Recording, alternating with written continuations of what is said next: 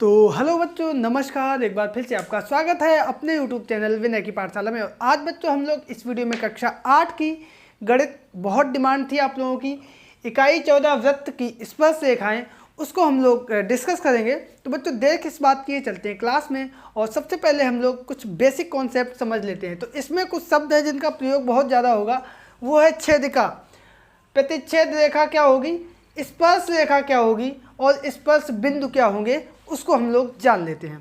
तो छेदिका हमारी वो रेखा होगी जब कोई रेखा किसी वृत्त को बीच से काटती हुई जाए, ठीक है, वो छेदिका छेदती हुई चली जाए। जैसे चाकू से हम अगर आलू को काटते हैं, छेदते हैं तो बीच से काट देते हैं, उसी तरीके से।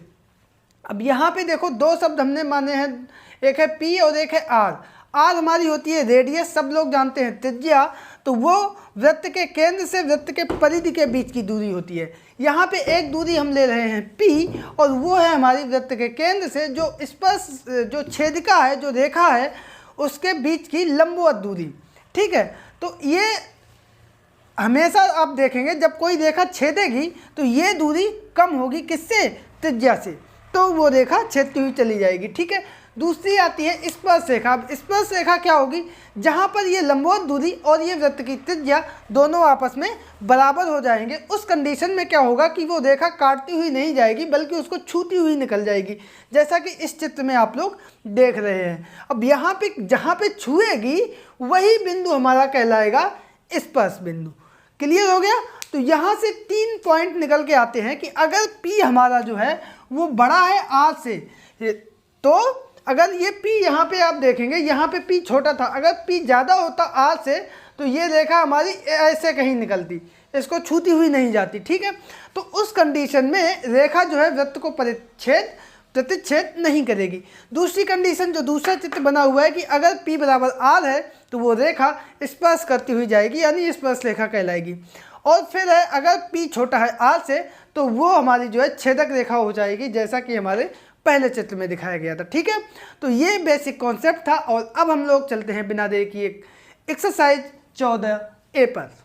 तो बच्चों यहाँ पर हमारा एक्सरसाइज 14A का पहला प्रश्न दिया गया है कि पार्श्व चित्र में, यानी इस चित्र में ओ वृत्त का केंद्र है और कुछ रेखाखंड खींचे गए हैं। ज्ञात कीजिए कि वृत्त की ये चीज़ें हमें ज्ञात करनी है। ये चित्र दिया गया है। सबसे पहले हमसे कह रहा है दो छेदक रेखाएं, छेदक रेखाएं जो रेखाएं उसको अंदर छेदती हुई जा रही हो। तो कौन सी दो छेदक रेखा हो गई, एक हमने ले ली ये AC, ये वाली अंदर से जा रही ना, व्यास है इसमें, तो क्या हुआ, और CF, CF, ठीक है। ये दो हो गई छेदक रेखा। एक और छेदक रेखा है HE, चाहो तो वो भी लिख दो, लेकिन दो पूछा है, दो हमने लिख दी। इसके बाद है दो स्पर्श रेखाएं, वो रेखाएं जो इसको स्पर्श करती हूँ। तो एक तो ये स्पर्श कर रही है G और F, दूसरी ये स्पर्श कर रही है H और G, ठीक है। आगे कह रहा है कि एक व्यास, व्यास वो होता है जो रेखा वृत्त के केंद्र से होके जाती हो। तो वृत्त के केंद्र से होकर जा रही है ये, और दोनों परिधि पे तक जो, तो ये BA, ये हो गया व्यास। तो ये हो गया हमारा BA या AB, ठीक है। आगे कह रहा है एक स्पर्श बिंदु। तो एक स्पर्श बिंदु A भी है H भी है, कोई भी मान लो, तो A या H हमने डाल दिया, ठीक है। और अंत में कह रहा है एक जीवा। तो जीवा कौन सी होगी, कोई भी एक जीवा बता दो। एक जीवा हमारी ये है DE, और एक जीवा कौन होती है, जीवा वो होती है जो वृत्त के अंदर से जाए। तो ये हमारी जीवा, छेदक रेखा ये है पूरी, और जीवा है हमारी जो वृत्त में है, ठीक है। और एक जीवा हमारी है HE, ये हमारी है वृत्त की एक परिधि से शुरू, दूसरी परिधि, ये जीवा होती है। एक जीवा के और उदाहरण देखो, बताएं, ये जीवा है, ये जीवा है, ये वृत्त के अंदर जो रेखा होती है वृत्त में ही, वो हमारी जीवा कहलाती है। तो इस प्रकार से ये आपने देखा कि ये हमारा प्रश्न नंबर 1 कंप्लीट होता है। आई होप आप लोग समझ गए होंगे। और अब चलते हैं प्रश्न नंबर 2 पर। तो बच्चों यहाँ पर हमारा दूसरा प्रश्न दिया गया है कि केंद्र O और त्रिज्या R वाले वृत्त की स्पर्श रेखा T है जो वृत्त को बिंदु P पर स्पर्श करती है। यदि रेखा T पर स्थित कोई अन्य बिंदु Q है, यानी ये अन्य बिंदु Q हमने माना है, तो निम्न कथनों में से सत्य अथवा असत्य बताइए। सत्य और असत्य इन कथनों में हमें बताना है। चित्र एक बार फिर से ध्यान से देख लो। ये वृत्त का केंद्र है ओ, आर त्रिज्या है, जहाँ पे स्पर्श कर रही है वो बिंदु P है, T रेखा का नाम है और एक अन्य बिंदु Q है जो कि उसी रेखा पर स्थित है। ठीक है, तो यहाँ पे दो चीज़ें होंगी। चित्र को देख के कंडीशन, तभी रेखा स्पर्श करती है जब त्रिज्या जो है यानी R बराबर होगी OP दूरी के। R बराबर OP, एक तो ये हमारा सत्य होगा। दूसरा, ये OQ जो है ये हमारा ज़्यादा होगा। क्या होगा? ज़्यादा होगा OQ किससे? ये त्रिज्या से, R से बड़ी होगी। ये दोनों कंडीशन होंगी, तो यही दोनों कंडीशन सही होंगी, बाकी सारी गलत होंगी। तो OP बराबर R, OP बराबर R, यानी ये कथन हमारा कैसा है? सत्य है। बाकी और OQ ज़्यादा है R कम है, एक ये कथन हमारा कैसा है? ये भी हमारा सत्य है। बाकी जितने भी कथन हैं वो हमारे असत्य हैं। ठीक है, समझ गए आप लोग बिल्कुल स्पष्ट तरीके से। ये भी हमारा असत्य, ये भी हमारा असत्य, ये भी हमारा असत्य और ये भी अंत में हमारा असत्य हो गया। तो इस तरीके से प्रश्न नंबर 2 हमारा कंप्लीट होता है। आई होप आप लोग समझ गए होंगे। और अब हम लोग चलते हैं प्रश्न नंबर 3 पर। तो बच्चों यहाँ पर हमारा तीसरा प्रश्न है कि जीवा और छेदक रेखा में क्या अंतर है, चित्र बनाकर स्पष्ट कीजिए। तो हमने परिभाषा लिख ली है, बहुत आसान शब्दों में आपको हम बताने जा रहे हैं, एकदम स्पष्ट हो जाएगा। जीवा हमारी जो है किसी वृत्त की वह सरल रेखा है जिसके दोनों बिंदु, जिसके दोनों सिरे उस वृत्त की परिधि पर हों। ध्यान देना, जैसे ये हमारी जीवा है तो ये दोनों सिरे इस वृत्त की परिधि पे है। P और Q जो है ये O वृत्त का केंद्र है। ठीक है, अब हम बात करते हैं छेदक रेखा की। तो जीवा को दोनों तरफ बढ़ा देने पर जो रेखा प्राप्त होगी उसको हम लोग छेदक रेखा कहेंगे। जैसे पिछले चित्र को ही हम इसमें आगे बढ़ाएंगे। ये हमारी थी जीवा, ठीक है, इसको हम लोग कहेंगे जीवा। और अगर यही जीवा जो है इधर आगे चली जाए और इधर पीछे भी चली जाए तो अब इसको हम जीवा नहीं कहेंगे, अब इसका नाम हो जाएगा, क्या हो जाएगा? छेदक रेखा। तो ये था जीवा और छेदक रेखा में अंतर। आई होप आप लोग बहुत स्पष्ट तरीके से समझ गए होंगे। तो यही था प्रश्न नंबर 3। और अब हम लोग देखते हैं अगला प्रश्न यानी प्रश्न नंबर 4। तो यहाँ पर हमारा चौथा प्रश्न दिया गया है कि 2.0 सेमी की त्रिज्या का एक वृत्त खींचिए, इस वृत्त के अभ्यंतर एक बिंदु P लीजिए। तो एक ये हो गया वृत्त, और ये हम ऐसे खींचेंगे प्रकार में 2 सेमी का चाप ले लेंगे और ये बिंदु O मान लिया, इसको हमने इसको हमने Q मान लिया बिंदु, और ये दूरी है 2 सेमी। अब कह रहा है कि एक बिंदु P है इसके अंदर कोई, तो ये बिंदु हमने मान लिया P। अब कह रहा है कि क्या कोई ऐसी रेखा होगी जो P से जाती हुई हो और इस वृत्त को स्पर्श करे। तो यहाँ पे ऐसा बिल्कुल संभव नहीं है। क्यों संभव नहीं है वो रीजन भी आपको बता दें। ये है हमारी R, ये होती है त्रिज्या, ये है OP। अब अगर कोई रेखा स्पर्श करेगी तो उस कंडीशन में होना क्या चाहिए? OP बराबर R, ये होना चाहिए स्पर्श करने के लिए। ठीक है, स्पर्श के लिए ये होना चाहिए, परंतु चित्र से स्पष्ट है यहाँ पे क्या है? OP जो है वो कम है R से, तो अतः यह संभव नहीं है। अतः बिंदु P से कोई भी स्पर्श रेखा नहीं खींची जा सकती है। यही है इसका आंसर। तो अब हम लोग चलते हैं इसके अगले प्रश्न यानी प्रश्न नंबर 5 पर।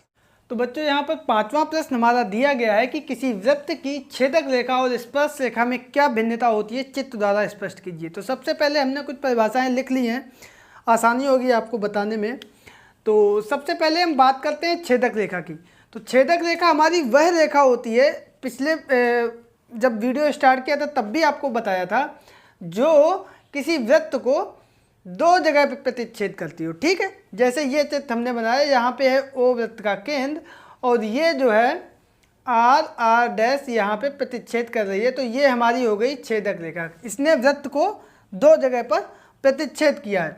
अब एक कंडीशन भी होती है, अगर ये हम त्रिज्या मान लें O और ये स्मॉल r हमने मान लिया है और ये इस पर लंब डाल लिया यहाँ से, तो ये P हो जाएगा। तो एक कंडीशन अभी हम लोगों ने पढ़ी थी, OP जो है इस कंडीशन में हमेशा छोटा होगा, R बड़ा होगा। ये कंडीशन जब होगी तो रेखा जो है वृत्त को प्रतिच्छेद करती हुई जाएगी, यानी छेदक रेखा होगी। अब इधर आप लोग देखेंगे स्पर्श रेखा। तो वास्तव में स्पर्श रेखा क्या है? छेदक रेखा का ही दूसरा रूप है। कैसे? स्पर्श रेखा छेदक रेखा का दूसरा रूप इस तरीके से है कि जैसे ये वृत्त है और अभी ये रेखा यहाँ से गई, यही रेखा यहाँ से न जाके बिल्कुल स्पर्श करती हुई जाए, जैसे ये गई, तो ये दोनों बिंदु एक ही जगह पर आ गए। ठीक है, तो यहाँ पे अगर हम ये O माने और ये लंब डाल दें P और ये त्रिज्या इसकी हो गई R, तो यहाँ पे हमारी कंडीशन होती है OP बराबर R। यहाँ पे OP कम होता है, R ज़्यादा होता है, और यहाँ पे OP बराबर R आ जाता है। तो स्पर्श रेखा बेसिकली हमारी छेदक रेखा ही होती है, और स्पर्श रेखा वृत्त को सिर्फ एक बिंदु पर स्पर्श करती है, या वह छेदक रेखा जिसके दोनों प्रतिच्छेद बिंदु एक ही बिंदु पर हों स्पर्श रेखा कहलाती है। ठीक है, तो इस प्रकार से आप लोग बहुत स्पष्ट हो गया होगा कि छेदक रेखा और स्पर्श रेखा में क्या अंतर होता है। ठीक है, तो अब हम लोग देख लेते हैं इसका अंतिम प्रश्न, यानी प्रश्न नंबर 6। तो छठवां प्रश्न है हमारा कि क्या व्यास वृत्त की छेदक रेखा होगी। तो यहाँ पे देखो स्पष्ट कर दें आपको, ये अगर है कोई वृत्त, ये इसका केंद्र है, तो केंद्र से जो रेखा जाएगी और ये दोनों परिधि पे इसके बिंदु होंगे, ये होगी हमारी व्यास। ये O है, ये P डैश मान लें। तो रेखा हमारी वो होती है जो यहाँ से इधर जाए और इधर भी दोनों तरफ बढ़ जाए और अनंत पे चली जाए। क्योंकि ये यहीं पे ख़त्म हो रही है वृत्त की परिधि पे, इसलिए इसको हम लोग बोलते हैं जीवा। क्या बोलते हैं? जीवा। तो ये हमारी कही जाएगी जीवा, ना कि छेदक रेखा। ठीक है, तो उम्मीद करते हैं और इसी के साथ हमारी ये एक्सरसाइज कंप्लीट होती है। आई होप आप लोग इसको बहुत अच्छे से समझ गए होंगे। बच्चों, हम लोग इस वीडियो में कंप्लीट करेंगे अभ्यास 14B, जो कि कक्षा 8 की इकाई 14 वृत्त की स्पर्श रेखाओं से ली गई है। तो बच्चों, देर किस बात की है, चलते हैं क्लास में और देखते हैं कि क्या है आज का प्रश्न नंबर 1। तो पहला प्रश्न हमारा यहाँ पर दिया गया है कि पार्श्व चित्र में, यानी इस चित्र में O वृत्त का केंद्र है, PQ वृत्त की स्पर्श रेखा और P स्पर्श बिंदु है, तो कोण OPQ का मान क्या होगा? ये मान क्या होगा? तो दोस्तों, यहाँ पे आपको बता दें, जब भी कोई रेखा वृत्त के किसी बिंदु पर स्पर्श करती है, तो उस बिंदु से केंद्र पर जो रेखा होती है वो 90 अंश का कोण बनाती है। कितने अंश का कोण बनाती है? 90 अंश का। कोण OPQ बराबर 90 अंश, ये हमारा नियम होता है। ठीक है, तो यही बात हमने इधर लिख दी है कि स्पर्श रेखा और वृत्त के स्पर्श बिंदु से जाती हुई त्रिज्या परस्पर लंबवत होती है। ठीक है, तो ये था हमारा प्रश्न नंबर 1। ये कोण हमेशा बनेगा 90 अंश का। दूसरे प्रश्न पे आते हैं और वो है हमारा कि 3.0 सेमी त्रिज्या का एक वृत्त खींचिए, वृत्त पर एक बिंदु P लीजिए, बिंदु P से वृत्त की स्पर्श रेखा खींचिए। तो देखो, अभी हमने आपको क्या बताया था, स्पर्श रेखा खींचने के लिए हमें कितने अंश का कोण बनाना पड़ता है? 90 अंश का। तो 3 सेंटीमीटर की, ये हुआ हमारा 3 सेंटीमीटर। ठीक है, तो 3 सेंटीमीटर का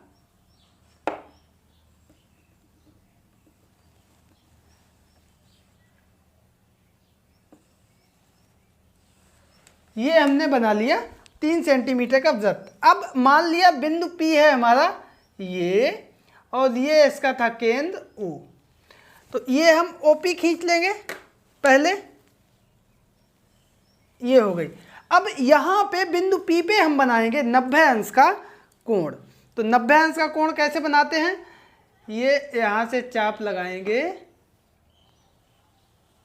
ऐसे, एक चाप 60 अंश और दूसरा चाप 120 अंश।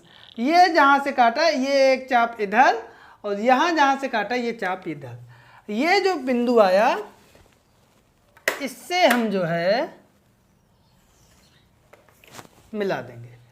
ये जो कोण आया ये हमारा बना 90 अंश, और ये जो रेखा आई, ये रेखा हमारी हो गई इस वृत्त से ये स्पर्श रेखा। तो अब हम इसकी लिख देंगे रचना। तो अब हम लोग लिखते हैं रचना को। हमने लिख लिया है, आपको बताएंगे सिर्फ स्टेप बाय स्टेप। जो भी हमने किया है वही हमने यहाँ पे लिखा है। सबसे पहले 3 सेमी त्रिज्या का एक वृत्त खींचा, जो कि खींचा था, जिस पर एक बिंदु P लिया, P यहाँ पे लिया, O वृत्त का केंद्र था, P को वृत्त के केंद्र O से मिला दिया, तो OP को मिला दिया। अब क्या किया, OP से 90 अंश का कोण बनाती हुई रेखा खींची। वो आप चांदा से भी कर सकते हो, लेकिन हमने पटरी प्रकार से किया, तो हमने लिखा OP रेखाखंड से 90 अंश का कोण पटरी में प्रकार से बनाया, जो कि PQ रेखा हुई। और ये PQ रेखा जो हुई, यही रेखा जो है इस वृत्त की क्या हुई, स्पर्श रेखा हुई। आप चाहें तो 90 अंश का कोण कैसे बनाया उसको भी रचना में शामिल कर सकते हैं। तो इस प्रकार से ये हमारी बिंदु P पर स्पर्श रेखा खींची गई, और उम्मीद करते हैं आप लोग भी इसको समझ गए होंगे। तो अब हम लोग देखते हैं अगले प्रश्न यानी प्रश्न नंबर 3 को। तो बच्चों यहाँ पर हमारा तीसरा प्रश्न दिया गया है कि O केंद्र वाला एक वृत्त है, वृत्त पर एक बिंदु P दिया गया है। ये मान लिया एक वृत्त दिया गया है जिसका केंद्र है O, और इस पर कोई एक बिंदु दिया गया है P। अब कह रहा है कि P से कितनी स्पर्श रेखाएं खींची जा सकती हैं। तो आंसर है हमारा इस बिंदु से सिर्फ और सिर्फ एक ही स्पर्श रेखा खींची जा सकती है। कितनी खींची जा सकती है, सिर्फ एक। क्यों, क्योंकि अगर एक से ज़्यादा हम खींचेंगे तो बाकी रेखाएं इसी से जाएंगी, तो वो प्रतिच्छेद करने लगेंगी। ये हमारी है स्पर्श रेखा, लेकिन अगर हम और रेखाएं खींचेंगे, जैसे हमने ये रेखा खींची इससे, तो ये हमारी रेखाएं कैसी हो जाएंगी, ये हमारी छेदक रेखाएं हो जाएंगी, स्पर्श रेखा हमारी नहीं रहेगी। तो सिर्फ और सिर्फ एक रेखा खींची जा सकती है। तो यही हमने आंसर में लिख दिया है कि बिंदु P से सिर्फ एक स्पर्श रेखा खींची जा सकती है। आई होप कि आपको ये प्रश्न भी बहुत अच्छे से समझ में आ गया होगा। और अब चलते हैं इस एक्सरसाइज के अंतिम प्रश्न यानी प्रश्न नंबर 4 पर। तो बच्चों यहाँ पर चौथा प्रश्न हमारा दिया गया है कि किसी बिंदु O को केंद्र मानकर 3.0 सेमी त्रिज्या का एक वृत्त खींचिए, और चांदा और पटरी की सहायता से इस वृत्त की 2 त्रिज्याएं OA तथा OB इस प्रकार खींचिए कि कोण AOB बराबर 125 अंश। बिंदु A व B से वृत्त की स्पर्श रेखाएं खींचिए। यदि दोनों स्पर्श रेखाएं एक दूसरे को बिंदु P पर प्रतिच्छेद करें तो कोण APB का मान नापकर लिखिए। तो यहाँ पर देखो 3 सेमी त्रिज्या का सबसे पहले हम लोग क्या करेंगे, एक वृत्त खींच लेंगे। तो हम इस तरीके से, आप कॉपी पे करना बिल्कुल एग्जैक्ट, ठीक है। और ये हमने यहाँ पे माना इसका वृत्त का केंद्र O। यहाँ पे हमने कोई बिंदु माना A, ये हो गया OA, ठीक है। अब हमसे कहा है कि कोण AOB 125 अंश, तो यहाँ से हम 125 अंश का कोण बनाएंगे। तो ये हमने चांदा से ये 110, 120, 125 ये आ गया। तो ये हम मिलाएंगे इसको,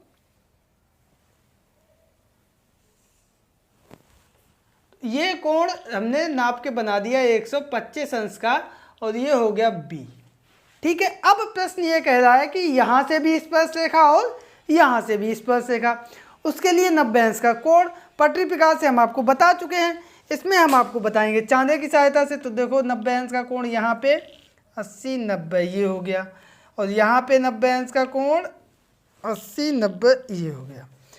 तो ये इस तरीके से जाएगा, और ये स्पर्श रेखा यहाँ से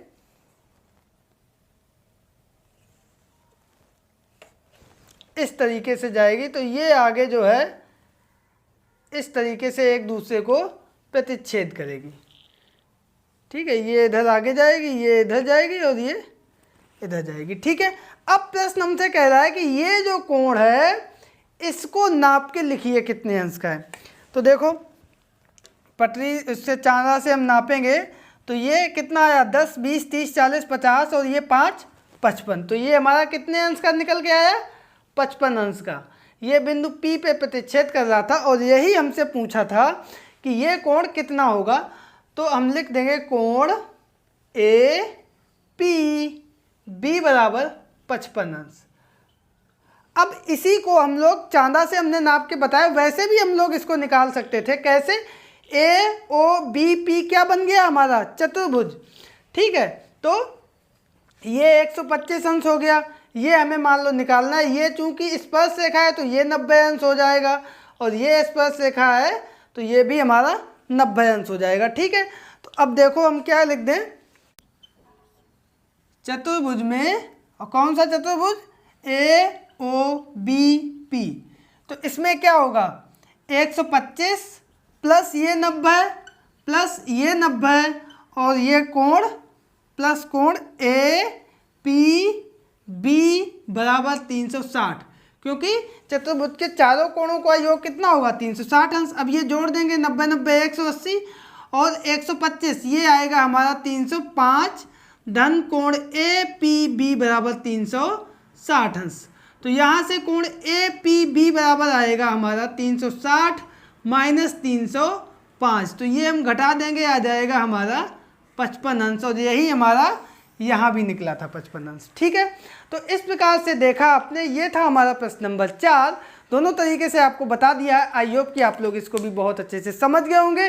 तो हम लोग इस वीडियो में कक्षा 8 की इकाई 14 अभ्यास 14C वृत्त की स्पर्श रेखाओं से जो एक्सरसाइज है उसको हम लोग सॉल्व करेंगे। तो बिना देर के शुरू करते हैं आज की क्लास।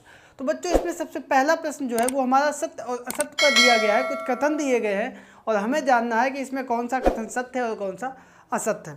तो पहला कथन यहाँ पर दिया गया है कि वृत्त की कोई स्पर्श रेखा तथा स्पर्श बिंदु से खींची गई त्रिज्या एक दूसरे पर लंब होती है। मान लो ये एक कोई वृत्त है और ये यहाँ से एक स्पर्श रेखा है, ये स्पर्श बिंदु है, ये इसका केंद्र है। तो यहाँ से त्रिज्या, यहाँ से जो केंद्र के बीच की दूरी होगी यानी ये, तो ये क्या कहलाएगी, त्रिज्या कहलाएगी। तो ये हमारा जो है सही दिया गया है, ये हमारा सत्य है, बिल्कुल ऐसा ही होता है। ठीक है, आगे हमसे कह रहा है कि किसी वृत्त की छेदिका उस वृत्त को 2 से अधिक बिंदुओं पर प्रतिच्छेद करती है। तो ये बिल्कुल गलत लिखा हुआ है। जैसे कोई ये वृत्त है और इसकी ये छेदिका है, तो ये कितने बिंदुओं पर इसको प्रतिच्छेद करती है, एक ये बिंदु और दूसरा ये बिंदु। तो सिर्फ 2 बिंदुओं पर प्रतिच्छेद करती है, जबकि इसमें लिखा है 2 से अधिक। इसका मतलब ये हमारा असत्य है। ठीक है, आप लोग समझ गए होंगे। और आगे चलते हैं, उसमें हमें दिया गया है कि किसी वृत्त की स्पर्श रेखा उस वृत्त को केवल 2 बिंदुओं पर प्रतिच्छेद करती है। यहाँ पे पुनः इन्होंने गलत लिख दिया है, क्योंकि अगर किसी वृत्त की कोई स्पर्श रेखा है यानी ये, तो ये सिर्फ और सिर्फ एक बिंदु पर स्पर्श करती है, वहीं पर उसके दोनों बिंदु होते हैं। तो स्पर्श रेखा जो है वो सिर्फ एक बिंदु पर प्रतिच्छेद करती है, इसलिए ये भी गलत लिखा हुआ है और ये भी हमारा असत्य हो गया। आगे दिया गया है कि वृत्त के केंद्र से उसकी किसी जीवा पर खींचा गया लंब उस जीवा को समद्विभाजित करता है। बहुत अच्छा है, और इसको आप लोग देख लो, आगे भी अक्सर पूछा जाता है। जैसे ये कोई वृत्त है, ये जीवा है, ये वृत्त का केंद्र है, तो यहाँ पर अगर हम लंब डालेंगे तो ये इस पूरी जीवा को 2 बराबर भागों में बांटेगा। बिल्कुल ये सही लिखा है, ये हमारा सत्य है और ऐसा ही होता है। बहुत बार हम इसका उपयोग भी करते हैं प्रश्नों को सॉल्व करने में। तो ये था प्रश्न नंबर 1। आई होप आप लोग समझ गए होंगे। और अब हम लोग चलते हैं प्रश्न नंबर। तो यहाँ पर हमारा दूसरा प्रश्न दिया गया है कि O केंद्र लेकर 2.5 सेमी त्रिज्या का एक वृत्त खींचिए। इस वृत्त पर एक बिंदु P लीजिए, त्रिज्या OP खींचिए, रेखाखंड OP के बिंदु P पर लंब PT खींचिए। क्या PT वृत्त की स्पर्श रेखा है? जो प्रश्न कह रहा है वो हम स्टेप बाय स्टेप करते जाएंगे। तो O केंद्र लेके पटरी से 2.5 सेमी नाप के हम एक वृत्त खींच देंगे, ये हो गया, और ये है केंद्र O। अब यहाँ पे कोई एक बिंदु मान लेंगे P और ये OP हो जाएगी हमारी त्रिज्या 2.5 सेमी। ठीक है, वही प्रश्न कह रहा था, वृत्त खींचिए, इस वृत्त पर एक बिंदु P लीजिए, ये हमने ले लिया और OP खींच दिया, ये 2.5 सेमी। अब कह रहा है कि OP के बिंदु P पर लंब खींचिए। पहले भी आपको मैंने बताया था, स्पर्श रेखा जब भी हम लोग खींचते थे तो क्या करते थे, यहाँ से हम लंब खींचेंगे। तो चांदा से 90 अंश का कोण बनाती हुई रेखा खींच लो, या फिर एक चाप ऐसे लगाते हैं 60 अंश का, यहाँ से फिर लगा दिया, फिर यहाँ से एक यहाँ लगा दिया, यहाँ से यहाँ लगा दिया, इसको मिला दिया। अब ये रेखा जो खींची बिंदु T, तो ये रेखा जो हमारी होगी PT, ये कोण है 90 अंश का। प्रश्न ये कह रहा है कि क्या PT वृत्त की स्पर्श रेखा है? आप लोग खुद ही बताइए है कि नहीं है। 90 अंश का कोण अगर त्रिज्या से बनेगा किसी भी रेखा पे, तो वो रेखा हमारी क्या होगी, स्पर्श रेखा ही होगी। तो आंसर हम लिख देंगे इसमें, हाँ स्पर्श रेखा है, और यही हमारा आ जाएगा आंसर। तो ये था दूसरा प्रश्न। अब देखते हैं। तो यहाँ पर हमारा तीसरा प्रश्न दिया गया है कि पार्श्व चित्र में ये एक चित्र दिया गया है, इसमें ओ वृत्त का केंद्र है और जो है आगे कह रहा है कि चित्र में निम्नांकित में रिक्त स्थानों की पूर्ति अपनी अभ्यास पुस्तिका में कीजिए। तो देखो बहुत ध्यान से यहाँ पे देखना कि सबसे पहले रेखाखंड ए बी क्या है, ये यहीं से शुरू हुई और यहीं पे ख़त्म हो गई परिधि पे, तो यानी ये हमारी कहलाएगी जीवा। ठीक है, यहाँ पे हम लिखे देते हैं ओ आर, ये क्या है त्रिज्या। त्रिज्या क्यों है, क्योंकि वृत्त के केंद्र से परिधि के बीच की दूरी। अब ये देखो क्या है, अनंत से आ रही है, अनंत जा रही है और बीच में वृत्त से होकर प्रतिच्छेद करती हुई जा रही, तो ये हमारी हो जाएगी छेदक रेखा। ये दो बिंदुओं पर छेद रही है वृत्त को। आगे ये देखो सिर्फ स्पर्श करती हुई जा रही है एक बिंदु पे, तो ये हमारी कहलाएगी स्पर्श रेखा। यही हम इसमें भर देंगे कि ए बी हमारी है वृत्त की जीवा, रेखाखंड ओ आर वृत्त की त्रिज्या, इसके बाद सी डी छेदक रेखा और अंत में पी क्यू क्या होगी, स्पर्श रेखा होगी। बहुत आसान है ये, उम्मीद करते हैं आप लोग भी समझ गए होंगे। और अब हम लोग देखते हैं, तो यहाँ पर हमारा चौथा प्रश्न दिया गया है, बहुत अच्छा प्रश्न है। 2.5 सेमी त्रिज्या तथा ओ केंद्र वाला एक वृत्त खींचिए। तो एक वृत्त हम खींच रहे हैं जिसकी त्रिज्या जो है 2.5 सेमी है। ठीक है, मान लिया ये है। अब प्रश्न ये कह रहा है कि इस वृत्त पर दो बिंदु ए और बी इस प्रकार लीजिए कि कोण ए ओ बी बराबर 60 अंश। तो यहाँ पे तो हम एक मान लेते हैं ओ ए और बी 60 अंश पे है, तो यहाँ से हम 60 अंश का कोण बनाने के बाद इधर आया ये 60 अंश, ये आ गया।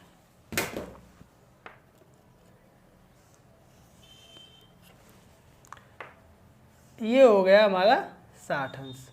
अब कह रहा है कि बिंदु ए और बी से हम खींचेंगे स्पर्श रेखा, यानी कि स्पर्श रेखा मतलब 90 अंश का कोण। तो ए से भी 90 अंश का कोण, 90 ये बना, तो ये इस तरीके से जाएगी और ये 90 अंश का कोण बनाया, ये स्पर्श रेखा हो गई ए पी, ए से ए पी, और बी से स्पर्श रेखा यहाँ पे हम 90 अंश का कोण बना देंगे, ये आया। पटरी से हम इसको मिलाएंगे,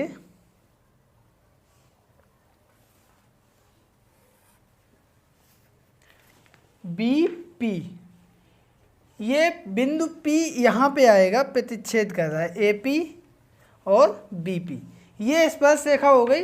ये भी हमारा 90 अंश का कोण। स्पर्श रेखा बनाने का मतलब उस बिंदु पर 90 अंश का कोण बना दो। अब कह रहा है कोण ए पी बी, ये कोण हमें नाप के बताना है। देख लो भैया नाप के, कितना आया आप देख सकते हैं, 90, 100, 110 और 120। कितना आया ये वाला कोण, 120 अंश। और अगर नहीं भी आप नापेंगे तो भी 120 आएगा। क्यों, ये है 60 अंश, ये है हमारा 90 अंश, ये है हमारा 90 अंश, और ये बन रहा है एक चतुर्भुज।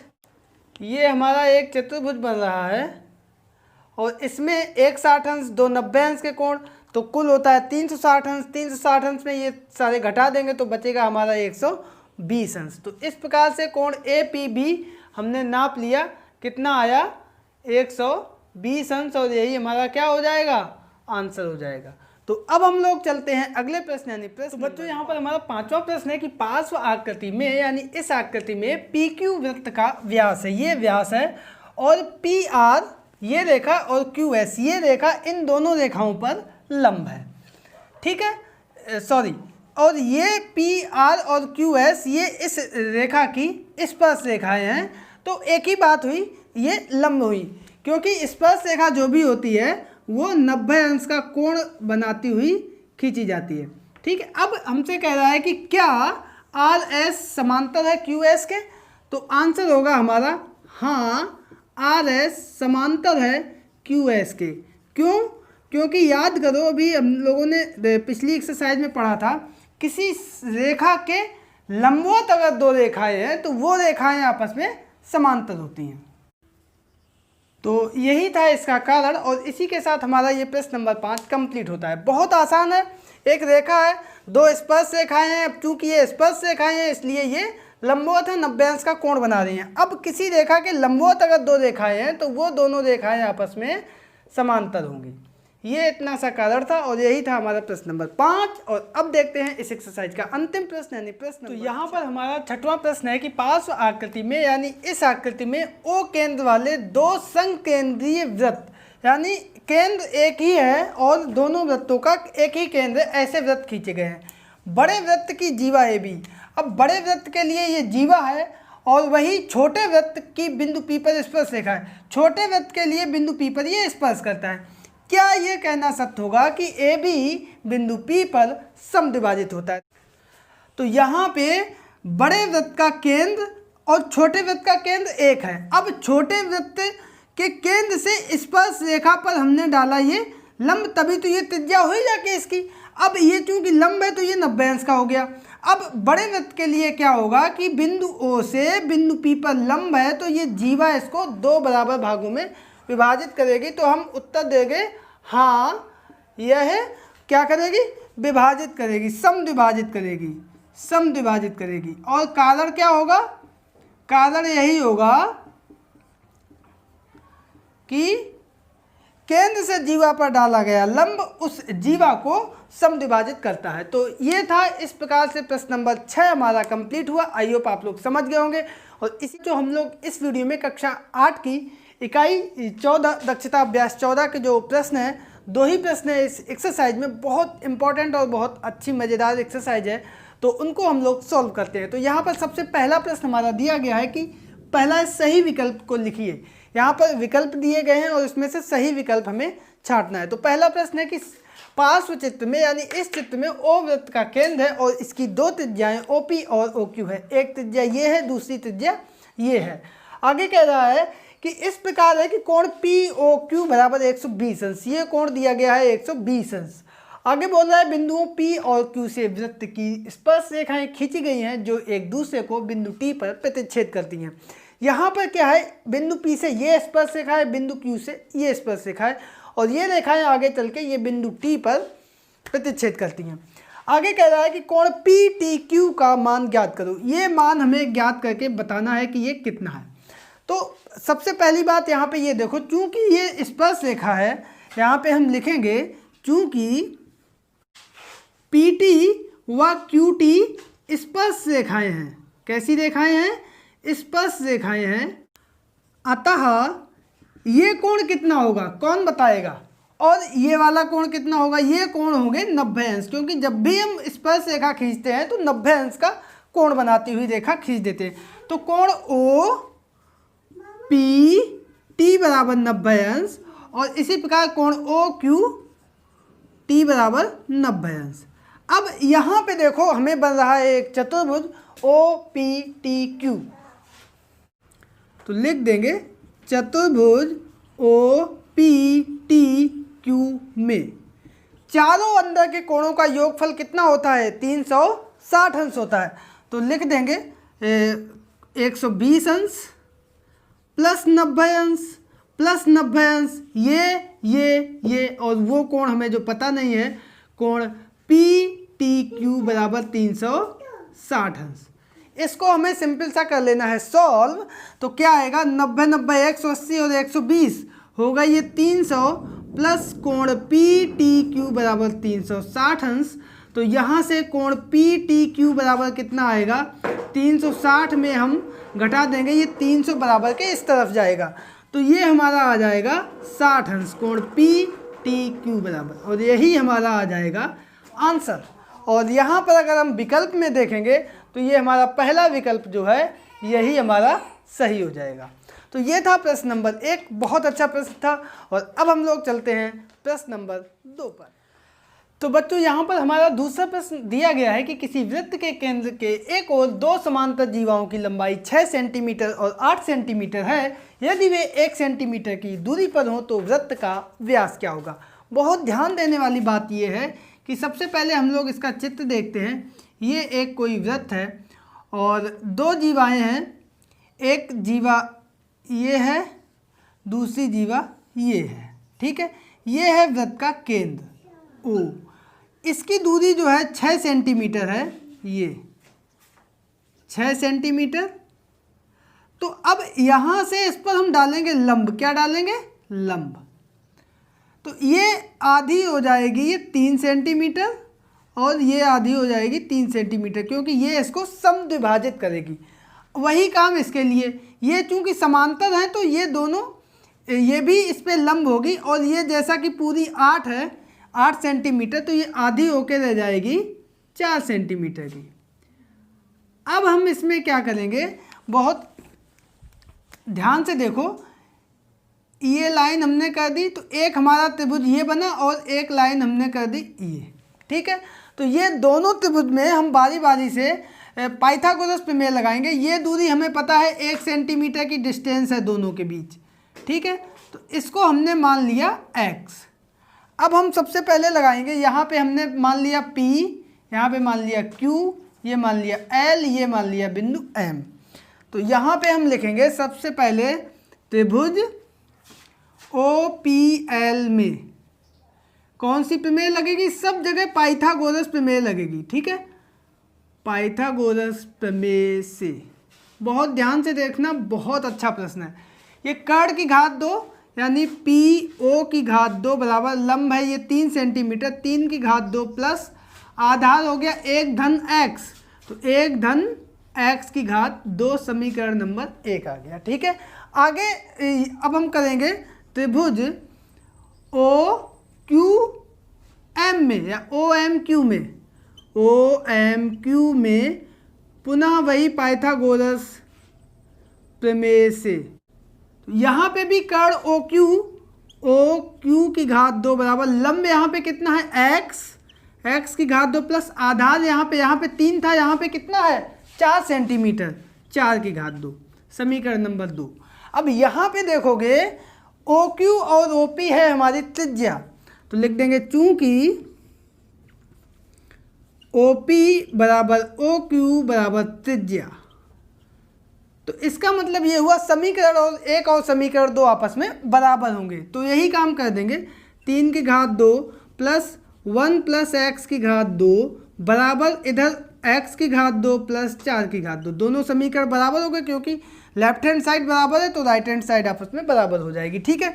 अब यहाँ से ये फॉर्मूला खोलेंगे, 3 तिया 9, 1 की घात 2 प्लस x की घात 2 प्लस 2ab, तो 2 इंटू 1 इंटू एक्स बराबर x की घात 2 प्लस 4 चौको 16, x की घात 2 से x की घात 2 कैंसिल हो गया, 9 और 1 10 प्लस 2 एकम 2x बराबर 16, 2x बराबर 16 और ये 10 इधर आएगा माइनस का हो जाएगा, तो 2x बराबर 6, x बराबर 6 बटे 2, 2 इधर भाग में आएगा, 2 3 6, तो यहाँ से x बराबर आ गया हमारा 3।